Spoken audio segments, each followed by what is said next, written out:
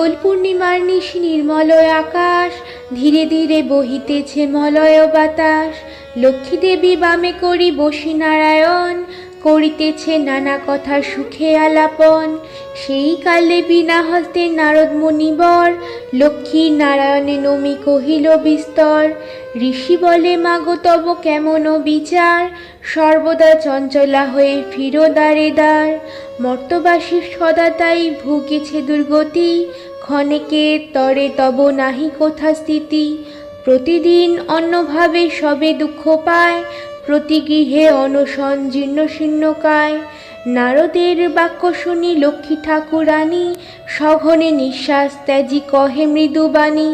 কভু না কাহার প্রতি আমি করি রোষ, নরনারী দুঃখ পায় নিজ কর্মদোষ। যাও তুমি ঋষিবর ত্রিলোক ভ্রমণে, ইহার বিধান আমি করিব যতনে। অতঃপর চিন্তি লক্ষ্মী নারায়ণে কয়, কিরূপে হরিব দুঃখ কহ দয়াময়। হরি কহে শুনো সতী বচন আমার, মর্তধামে লক্ষ্মীব্রত করহ প্রচার। বৃহস্পতিবারে মিলি যত এও গণে, সন্ধ্যাকালে পুঁজি কথা শুনি ভক্তি মনে। বাড়িবে ঐশ্বর্য তাহে তোমার কৃপায়, দুঃখ কষ্ট দূরে যাবে তোমার দয়ায়। শ্রীহরির বাক্য শুনি আনন্দিত মনে, মর্তে চলিলেন লক্ষ্মীব্রত প্রচারণে। অবন্তী নগরে লক্ষ্মী হল উপনীত, দেখিয়া শুনিয়া হল বড়ই স্তম্ভিত। নগরের লাখপতি ধনেশ্বর রায়, অগাধ ঐশ্বর্য তার কুবেরের প্রায়। সোনার সংসার তার শূন্য হিংসা দেশ, প্রজাগণে পালিত সে পুত্র নির্বিশেষ। এক অন্য 7 পুত্র রাখি ধনেশ্বর, যথাকালে সসম্মানে গেল লোকান্তর। পিতার মৃত্যুর পর 7 সহোদর, হইল পৃথক অন্য 7 সহোদর। ক্রমে ক্রমে লক্ষ্মী দেবী ছাড়িল সবারে, সোনার সংসার সব গেল ছাড়খাড়ে।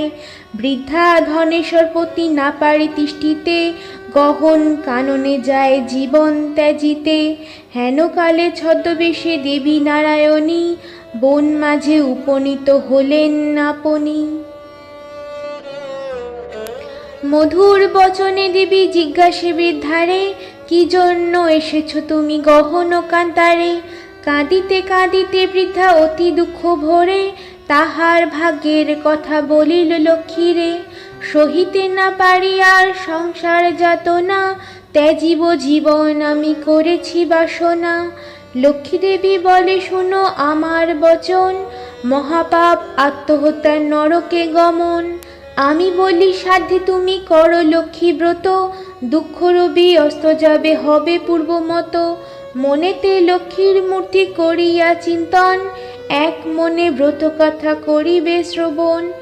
যেই গৃহে লক্ষ্মীব্রত গুরুবারে হয়, বাধা থাকে লক্ষ্মী তথা জানিও নিশ্চয়। বলিতে বলিতে দেবী নিজ মূর্তি ধরি, দর্শন দিল তারে লক্ষ্মী কৃপা করি।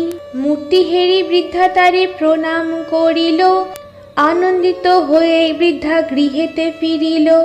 গৃহেতে ফিরিয়া বৃদ্ধা করিল বর্ণন, যে রূপে ঘটিল তার দেবী দর্শন। ব্রতের বিধান সব বধূদের বলে, শুনি বধূগণ ব্রত করে কৌতূহলে। বধূগণ লয়ে বৃদ্ধা করে লক্ষ্মী ব্রত, হিংসাদের স্বার্থভাব হইল তিরোহিত। মা লক্ষ্মী করিল তথা পুনরাগমন, অচিরে হইল গৃহ শান্তি নিকেতন। দৈবযোগে একদিন বৃদ্ধার আলয়ে, উপনীত এক নারী ব্রতের সময়। ব্রত কথা শুনি তার ভক্তি উপজিল, লক্ষ্মীব্রত করিবারে মানস করিল। স্বামী তার চিররুগ্ন অক্ষম অর্জনে, ভিক্ষা করি যাহা পায় খায় দুইজনে। এই কথা চিন্তি নারী করিছে কামনা, নীরোগ স্বামীকে কর চরণে বাসনা। ঘরে গিয়ে এও লয়ে কর লক্ষ্মীব্রত, ভক্তিসহ সাধ্যী নারী পূজে বিধিমতো। দেবীর কৃপায় তার দুঃখ হলো দূর, পতি হলো সুস্থ দেহ ঐশ্বর্য প্রচুর। কালক্রমে শুভ দিনে জন্মালো তনয়, সংসার হইল তার সুখের আলয়।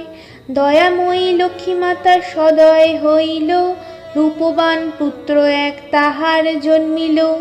এই রূপে লক্ষ্মীব্রত করে ঘরে ঘরে, প্রচারিত হয় ক্রমে অবন্তী নগরে। এই ব্রত যেই নারী করে এক মনে, লক্ষ্মীর কৃপায় সেই বাড়ে ধনে জনে। করজোড় করি হাত ভক্তিযুক্ত মনে, করহ প্রণাম এবে যে থাক যেখানে। ব্রত কথা যেবা পড়ে যেবা রাখে ঘরে, লক্ষ্মীর কৃপায় তার মনোবাঞ্ছা পুরে। লক্ষ্মীর ব্রতের কথা বড় মধুময়, প্রণাম করিয়া যাও যে যার আলয়। লক্ষ্মীব্রত কথা হেতা হইল সমাপন, মনের আনন্দে বল লক্ষ্মী নারায়ণ।